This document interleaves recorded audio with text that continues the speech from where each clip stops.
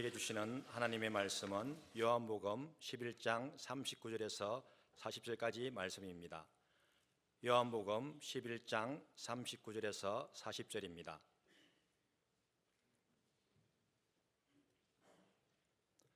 다 같이 한 목소리로 읽겠습니다.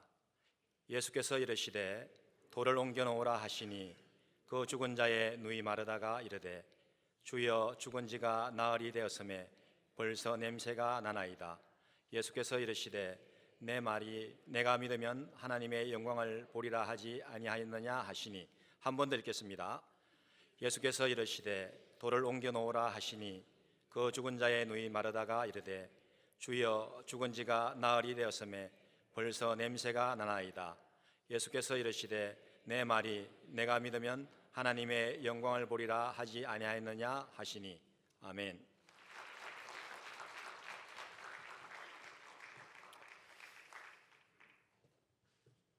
맞아요.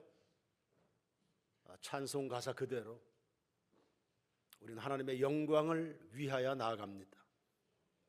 전심으로 영광입니다.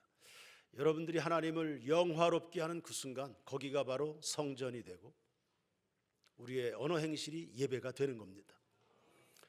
고린도전서 10장 31절에 그런즉 너희가 먹든지 마시든지 무엇을 하든지 다 하나님의 영광을 위하여 하라 했습니다. 로마서 14장 7절 우리 중에 누구든지 자기를 위하여 사는 자가 없고 자기를 위하여 죽는 자도 없도다. 우리가 살아도 주를 위하여 살고 죽어도 주를 위하여 죽나니 그러므로 사나 죽으나 우리가 주의 것이로다. 자기를 위하여 살아가는 삶의 방식, 그리고 주를 위하여 살고 죽는 유형의 삶이 있는 것입니다. 요한복음 17장 1절에 예수님이 겟세마네에서 이런 기도를 하셨죠.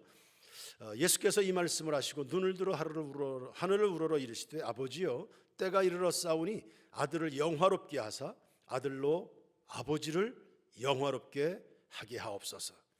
4절입니다. 아버지께서 내게 하라고 주신 일을 내가 이루어 아버지를 이 세상에서 영화롭게 하였사오니. 예수님의 최대 관심, 아버지의 영광. 십자가의 죽으심도 아버지의 영광. 자신이 당할 고통보다도 우선순위가 있었는데 그게 아버지의 영광입니다. 예수님이 이 길을 가셨으니 우리 교우들도 이 길을 함께 가시기를 바랍니다. 성경 역사 곳곳에는 하나님의 영광의 흔적이 이처럼 많이 나타납니다. 구약 홍해 사건으로 한번 가볼까요? 우리가 잘 아는 것처럼 애굽에서 탈출해 나온 이스라엘의 행렬이 바다 앞에서 멈추게 됐습니다. 바다가 가로막았습니다. 갈 곳이 없었습니다. 백성들은 절망했습니다. 그러나 그때가 바로 하나님의 영광이 선포되는 순간이었죠. 출애굽기 14장 15절 이하의 말씀입니다. 여호와께서 모세에게 이르시되, 여호와께서 누구에게 이르시되? 오늘 이 아침에 나에게 이르시되로 읽읍시다. 너는 어찌하여 내게 부르짖느냐? 이스라엘 자손에게 명령하여 앞으로 나가게 해라. 지팡이를 들고 손을 바다 위로 내밀어 그것이 갈라지게 하라. 성경은 계속 동사형입니다. 나가도록 만들고 갈라지도록 만들어라. 이스라엘 자손이 바다 가운데서 마른 땅으로 행하리라. 내가 애굽 사람들의 마음을 완악하게 할 것인즉 그들이 그 뒤를 따라 들어갈 것이라. 내가 바로와 그의 모든 군대와 그의 병거와 마병으로 말미암아 영광을 얻으리니 내가 바로와 그의 병거와 마병으로 말미암아 영광을 얻을 때에야 애굽 사람들이 나를 여호와인 줄 알리라 하시더니. 아멘. 절망하는 이스라엘 백성들에게나 하나님을 대적하는 애굽 군대에게나 하나님께서는 당신의 영광을 나타내셔서 그분이 하나님이신 것을 알게 하리라. 이 바다 앞에서 일어난 일입니다. 여러분, 지금 여러분 자신은 절망할 때입니까? 아니면 하나님의 영광을 위하여 꿈을 펼쳐야 될 때이겠습니까? 시편 50편 15절에 환난 날에 나를 부르라. 내가 너를 건지리니 네가 나를 영화롭게 하리로다. 환난의 때는 뭐 해야 되는 겁니까? 하나님을 부르는 일입니다. 누구든지 주의 이름을 부르면 구원을 얻는다 했잖아요. 하나님을 부르면 어떻게 됩니까?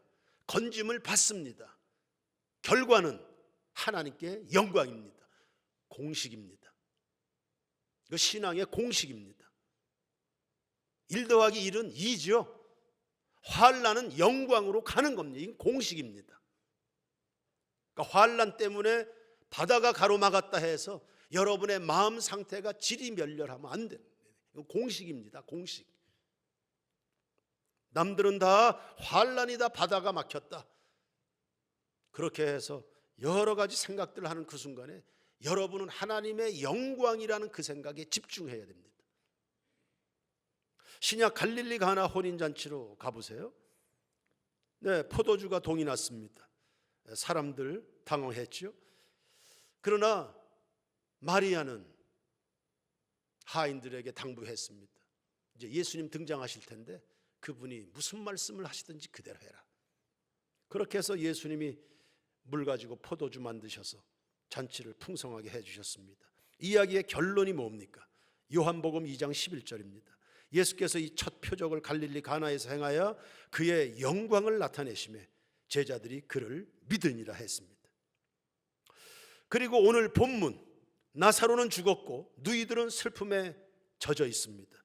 바로 이때 하나님의 영광이 또 선포되는 겁니다.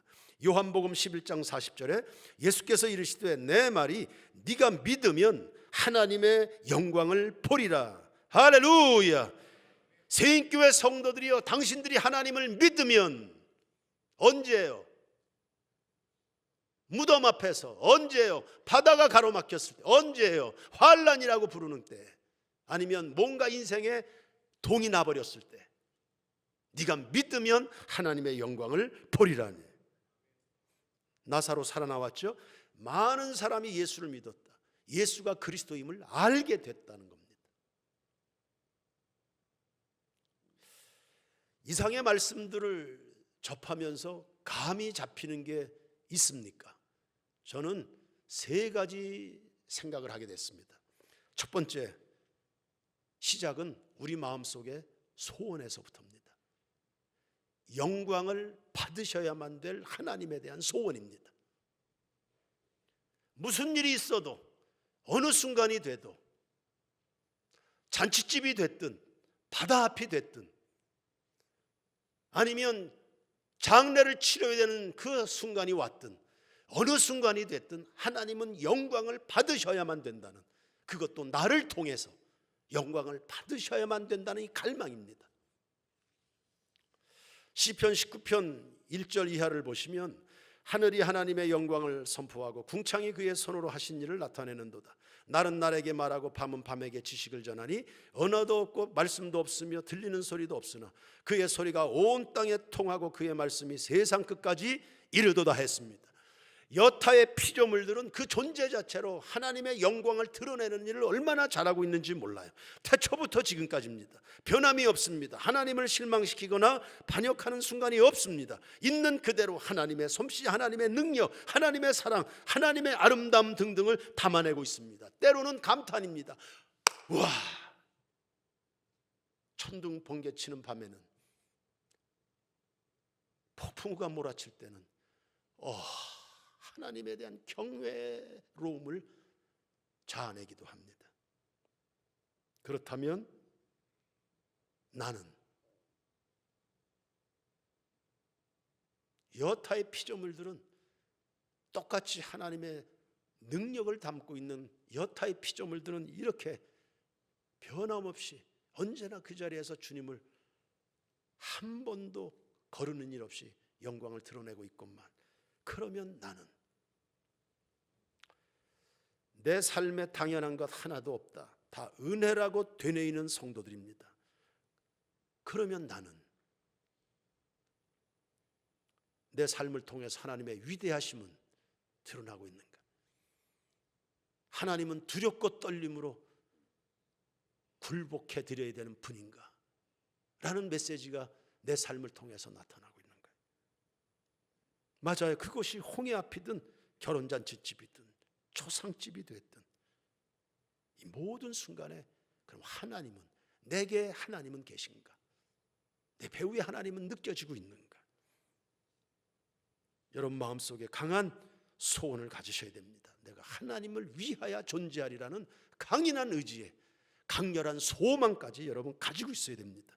빌립보서 2장 13절에 하나님은 우리 마음에 소원을 두고 행하신다 했습니다. 소원이 있어야 하나님이 일을 하시지요. 소원이 있어야 하나님이 일을 하시지. 소원이 있어야. 그러므로 새해를 출발하는 새인교회 성도 여러분, 첫 걸음에 우리 마음속에 분명한 소원 하나씩을 다 장착하고 출발하십시다. 이게 뭡니까? 하나님을 위하여 살아가리라는.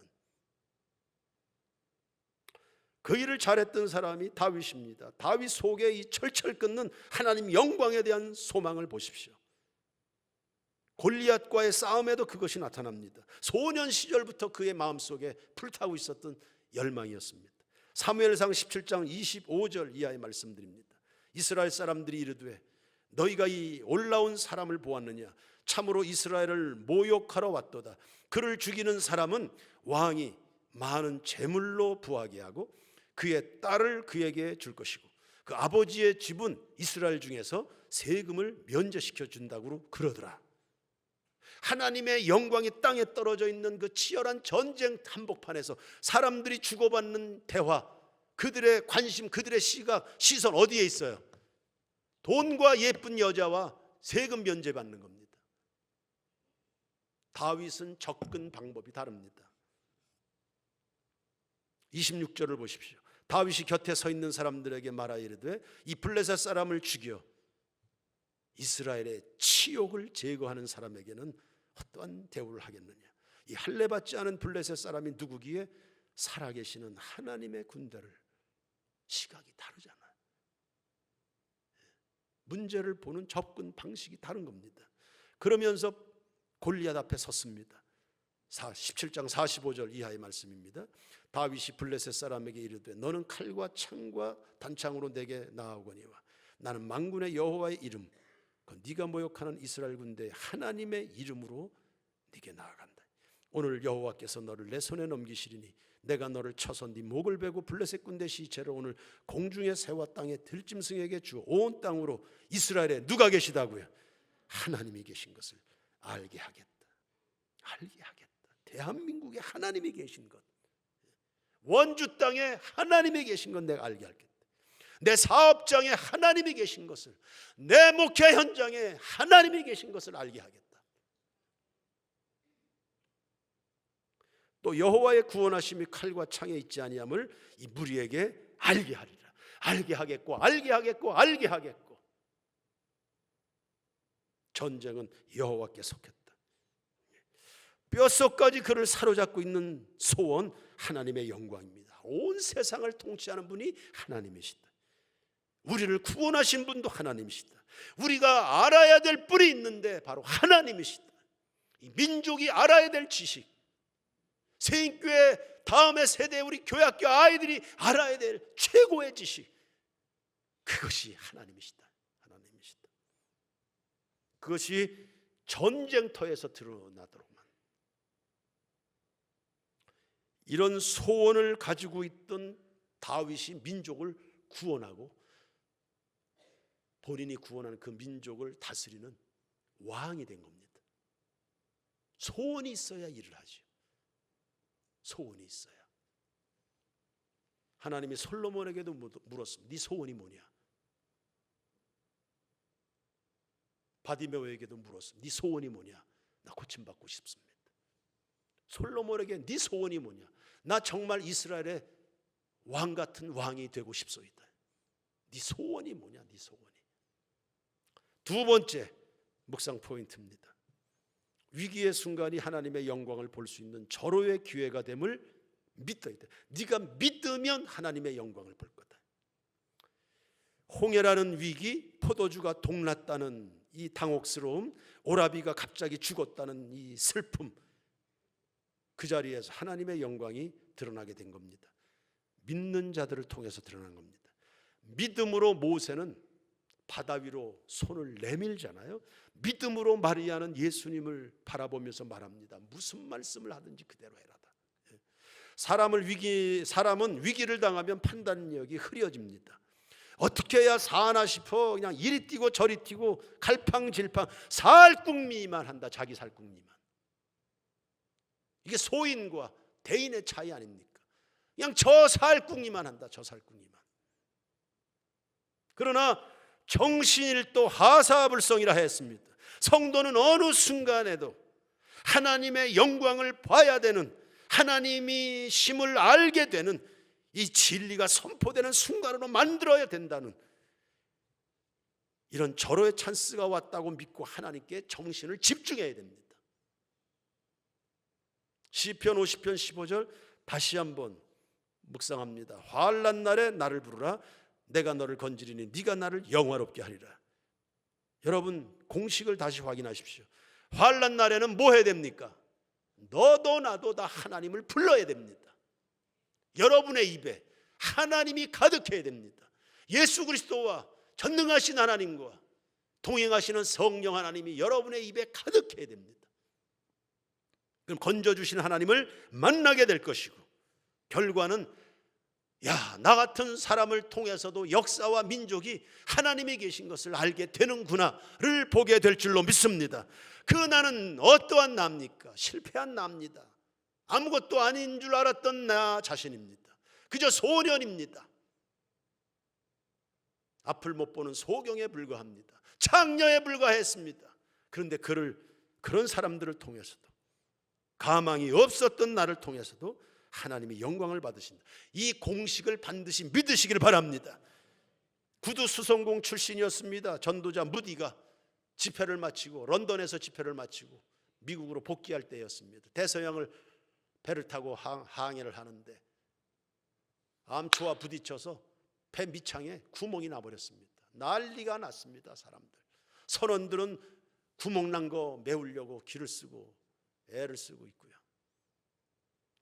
배 밑창이 뚫렸다. 사람들이 공포에 다 질려버렸습니다. 그 시간에 무디는 자기 방에서 때마침 시편 91편을 묵상하고 있었습니다. 그러다가 이 난리 났다는 이야기를 듣고는 가판으로 나와서 그 수백 명의 사람들 앞에서 두려워하지 마십시오. 자기가 읽고 있던 시편 91편 말씀을 낭송했습니다. 시편 91편 9절에서 11절입니다. 네가 말하기를 여호와는 나의 피난처시라 하고 지존자를 너의 거처로 삼았으므로. 여러분 이렇게 이야기하죠. 여러분 다 하나님 믿는다고 말하잖아요. 하나님이 여러분의 피난처고 힘이고 능력이고 구원이고 산성이고 요새고 그러신가요?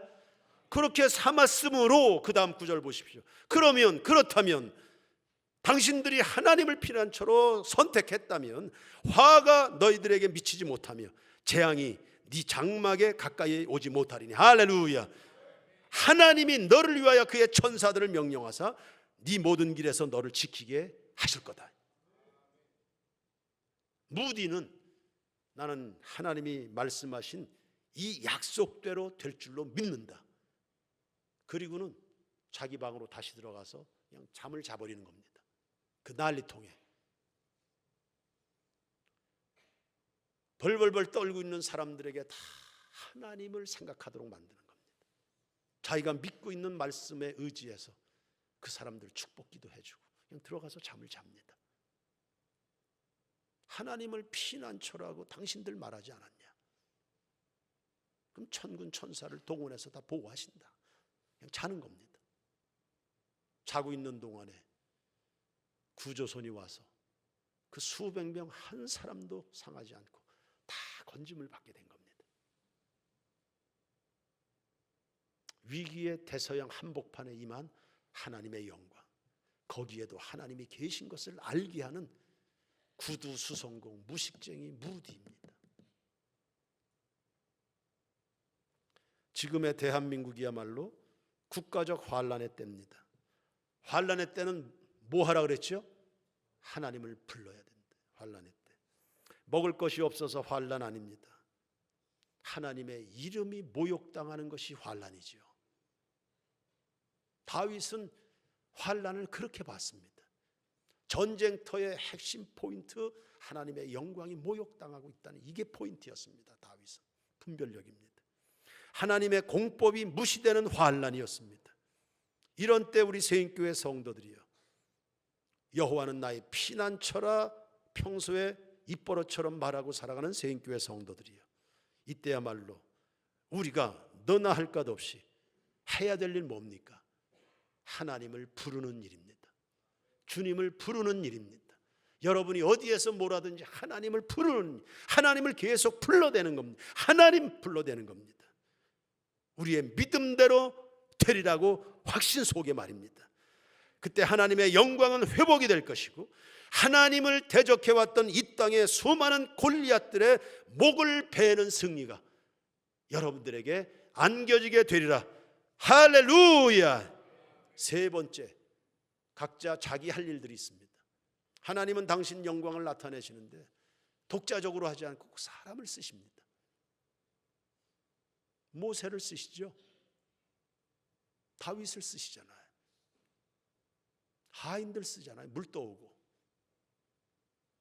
모세는 백성들을 독려해서 하나님의 뜻을 볼 수 있도록 백성들 독려해서 앞으로 나가라. 지금은 앞으로 나갈 때야. 뒷걸음질 치지 말라. 앞으로 나가라. 앞으로 나가라. 그리고 본인은 기도하잖아요. 자기 할 일이 다 있습니다. 하인들은 물을 길어다가 항아리에 붓습니다. 하나님의 영광을 위한 준비들입니다. 저는 이 말씀을 이렇게 적용하고 싶어요. 네가 믿으면 하나님의 영광을 본다. 네가 믿으면. 우린 누굴 믿죠? 하나님만 믿으면 안 돼요. 여러분 자신도 믿으십시오. 뭔 말입니까 이게? 내 자신을 믿어라. 우리는 아무런 힘이 없어요. 하나님 앞에서 우리는 뭐 건덕지가 없는 사람들입니다. 그러나 하나님이 함께하는 나는 다르죠. 이 부분을 믿으라는 겁니다. 예수의 피로 거듭난 사람은 다르죠. 성령 받은 제주제 베드로는 다르잖아요. 난 하나님의 영광을 위하여 존재할 거라고 하는 강한 열망을 가지고 있는 다윗이 이루어내는 일들은 다르잖아요. 이건 다른 거라고요. 그러므로 세인교회 성도 여러분 스스로 절대 과소평가하시면 안 됩니다. 베들레헴 에브라다야, 너는 결코 작지 않다고 그랬습니다. 2000년 전에 베들레헴은 시골 깡촌입니다. 그러나 그곳에서 메시아 예수 그리스도가 나셨습니다. 명예로운 마을, 완전히 마을이 달라진 겁니다. 우리는 질그릇 같은 사람들, 그러나 우리 속에 만왕의 왕 되신 그리스도를 모시고 여러분 속에 온 세상보다 강하신 성령께서 일하고 계시는 여러분은 다른 거라고요. 그러므로 여러분 자신에 대한 생각들을 바꿔야 됩니다. 미국의 트루먼은 어린 소년일 때 아주 심약한 아이였습니다.